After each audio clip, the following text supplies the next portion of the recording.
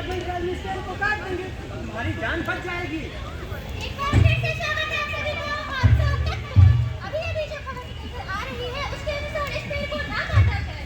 10 साल पहले पेट्रोलियम राज्य के प्रधानमंत्री ने इसे सेक्रेटरीट के लॉन में लगाया था। अब अगर इस पेड़ को काटा गया तो अंदेशा है कि पेट्रोलियम से हमारे संबंध खराब हो जाएंगे।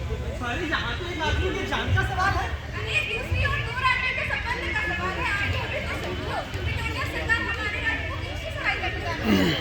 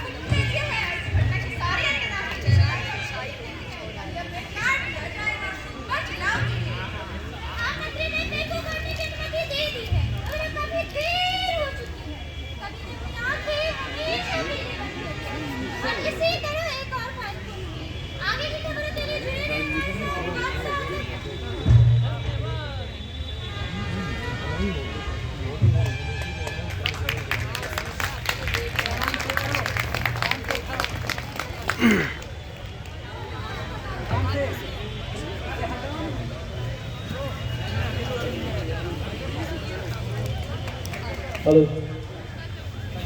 क्लासिकल वोकल सोलो के पार्टिसिपेंट